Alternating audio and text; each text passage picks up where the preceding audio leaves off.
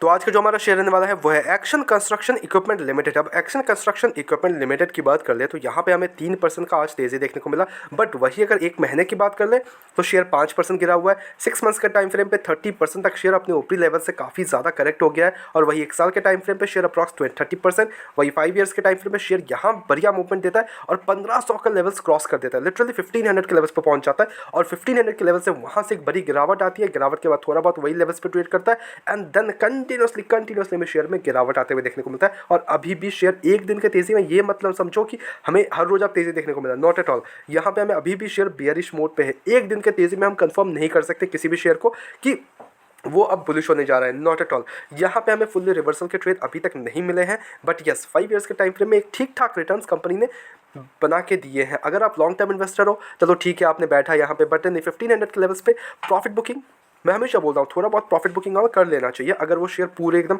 All time high पे पहुँच चुका है। उसके बाद फिर से हमें जब गिरावट आई शेयर में तो यहाँ पे हम फिर से उसको फिर से एवरेज आउट कर सकते हैं अपने शेयर प्राइस को। ओके, सिंपल सी बात अंडरस्टैंड करो। ओके, नाउ क्या कंपनी के फंडामेंटल्स खराब है, पहली थिंग तो वो चेकआउट करेंगे। आज जो हमें तेजी देखने को मिली इसके पीछे क्या कोई रीजन है वो अंडरस्टैंड करें। थर्ड थिंग, कंपनी के फंडामेंटल्स पर्सपेक्टिव से एंड रिजल्ट्स पर्सपेक्टिव से मेरा क्या ओपिनियन है शेयर को लेकर, मैं आपके साथ वो भी रखने जा रहा हूँ बिना किसी तरीके will directly dive into the news and all. तो देखो ये जो तेज़ी हमें देखने को मिला आज का, इसके पीछे कोई खास न्यूज़ नहीं है शेयर को लेके। Okay, I research everywhere, I search it, but ना ऐसा कुछ भी खास हमें नहीं देखने को मिला। टोटली अंडरस्टैंड करो। ओके, यहाँ पे सिंपल सा बात है कि पूरा मार्केट में तेज़ी आई आज। अगर आप चेकआउट करोगे निफ्टी फिफ्टी तो सारे हमें एक अच्छा तेज़ी देखने को मिला, जिसके कारण इसमें भी एक अच्छा ठीक ठाक एक तेज़ी देखने को मिला। बट क्या ये रिवर्सल कन्फर्म्ड है? नॉट एट ऑल, ये कन्फर्मेशन नहीं है यहाँ रिवर्सल के कुछ भी आसार। बट अगर आप ऑलरेडी इन्वेस्टर हो तो ये वीडियो आपके लिए होना चाहिए, ये वीडियो आपके लिए ही होगा कि आपको क्या करना है, आपको क्लैरिफिकेशन आ जाएगा समझ के बात को। तो इसलिए मैं बोलता हूँ पूरा वीडियो को अंत तक चेकआउट करो एंड देन कुछ भी डिसीजंस लो।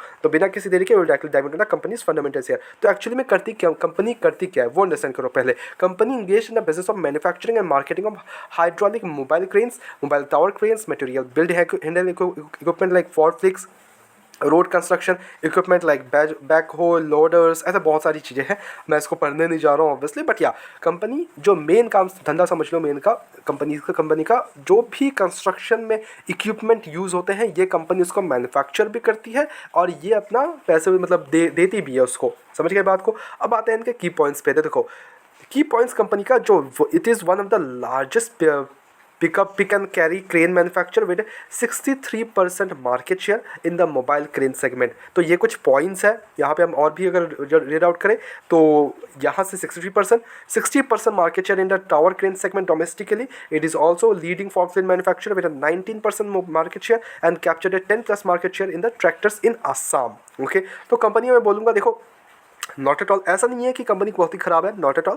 कंपनी अच्छी है, कंपनी अच्छा काम कर रही है, तो धीरे धीरे अपना बढ़ाते जा रही है काम को। अब आते हैं कंपनी के फंडामेंटल्स पे। तो कंपनी का मार्केट कैप जो आ चुका है वो है 10,000 करोड़ का। स्टॉक का भी टोटली अंडर वैल्यूड शेयर 23 के अराउंड है। ROC की बात कर ले, वेरी नाइस 28.6 एंड ROC 40.1 का ROC है ना, तो ROE 28.6 का है, बहुत ही शानदार। कंपनी पे डेप्ट not at all an issue, 143 crore का डेप्ट है, डेप्ट इक्विटी 0.08 है, और बैलेंस शीट जाके देखो कंपनी के पास 1700 करोड़ के रिजर्व्स भरे हुए हैं। तो डेप्ट के कारण फेलियर के चांसेस नॉट एट ऑल कोई इशूज़ ही नहीं है इसमें। ऑपरेटिंग मार्जिन 15% का है, प्रॉफिट गुड 8% का है, PG ratio 0.42 and petrol score 6 के अराउंड है। तो हमें गुड यहाँ पे फंडामेंटल्स देखने को मिल रहे हैं। अब आते हैं इनके रिजल्ट्स पे। मेन चीज़ जो रहेगा वो है कंपनी के रिजल्ट्स। सेल्स 875 करोड़ से 855 करोड़, ठीक ठाक एक गिरावट है इस बार। बट ऑपरेटिंग प्रॉफिट की बात करें तो 135 करोड़ से 130 करोड़, ऑपरेटिंग मार्जिन इंटैक्ट बैठा हुआ है 15%। वही नेट प्रॉफिट 112 करोड़ से 116 करोड़ आते हुए देखने को मिल रहा है, और अर्निंग पर शेयर 9.38 से 9.78। तो क्या कंपनी के रिजल्ट्स बहुत ही खराब है? तो देखो रिजल्ट्स खराब नहीं है। ओके, पिछले कुछ ईयर्स में देखोगे तो पहले कंपनी वही 40-50 करोड़ का नेट प्रॉफिट्स करती थी, देन नाउ इंक्रीज तो 100 करोड़ को क्रॉस कर चुकी है कंपनी धीरे धीरे, which is a very good sign कि कंपनी अपने ग्रोथ पे फोकस कर रही है। ओके, अब आते हैं इन्वेस्टर्स पे। तो देखो 65% की जो होल्डिंग है प्रमोटर्स के पास है, FIS की होल्डिंग 10% की है, DIS की होल्डिंग 1.76, पब्लिक के पास 22%, अदर्स में 0.06। तो जो एक्सपोजर है between FIS, DIS, promoters, public ठीक ठाक है। देखो DIS के पास उतना बड़ा स्टेक हमें देखने को नहीं मिलता, but FIS are very much interested in the stock, 10.40% का स्टॉक है होल्ड करते हैं।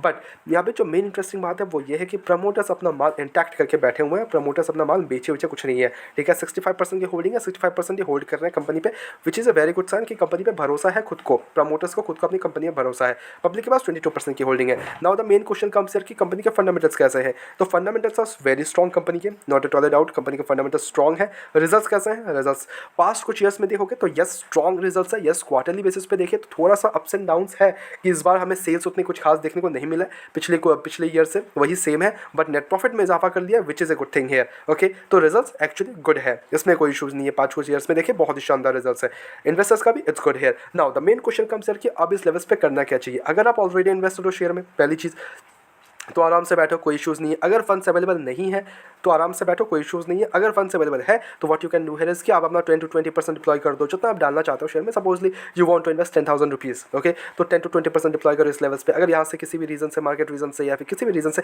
गिरावट आ रहा है देन अगेन 10 to 20% ये कुछ स्ट्रैटेजी आप अपना सकते हो। इससे क्या होगा, आपका एवरेज प्राइस होगा डाउन आ जाएगा बढ़िया एकदम, एंड जब भागेगा शेयर आप आराम से बैठ सकते हो। नाउ सेकंड थिंग, आपको फ्रेश एंट्री लेना है तो ले सकते हो, कोई इशूज़ नहीं है, बट 10 to 20% ही अपना डिप्लॉय करना एट वन गो। ओके, उससे अगर गिरावट आते हैं अगेन 10 to 20%, अगेन अगर गिरावट आता है अगेन 10 to 20%, ये कुछ स्ट्रैटेजी आप अपना सकते हो, इसमें कोई इशूज़ नहीं है। ओके, अगर आप ऑलरेडी इन्वेस्टर हो, बहुत ही निचले लेवल पे खरीद के रखा है and you are thinking like बेचे नहीं बेचे, तो देखो बेचना तो आपको 1500 के लेवल्स पे ही था, ठीक है। 1500 के लेवल्स पे आप अगर प्रॉफिट बुकिंग करते तो इट्स वेल एंड गुड। अब इस लेवल्स पे आके आप प्रॉफिट बुकिंग करना सही नहीं होगा, तो आराम से बैठो, लॉन्ग टर्म पर्सपेक्टिव से बैठो, आराम से बैठो। अगर आप फिर से एक रन देता है, वही फिर से लेवल्स को पहुंच जाता है 1500 1600, तो आप वहाँ पे थोड़ा बहुत प्रॉफिट बुकिंग कर लेना, और लेकिन वहाँ से अगर गिरावट आती है तो अगेन आप एंट्रीज ले सकते हो। समझ, ये कुछ स्ट्रैटेजी आप अपना सकते हो। बाय द वे हमारी तरफ से कोई बाय एंड सेल बिल्कुल भी नहीं है, ओनली सजेशन है, तो please take it as a suggestion. अपने एजुकेशन पर्पस के तौर पे वीडियो को देखो, go ahead do your research as well and then make the investments. Blindly किसी भी विश्वास करें इन्वेस्टमेंट्स ना करें। ऐसे रेगुलर अपडेट्स के लिए चैनल को सब्सक्राइब करो एंड वीडियो को लाइक करो। मिलते हैं नेक्स्ट वीडियोस में।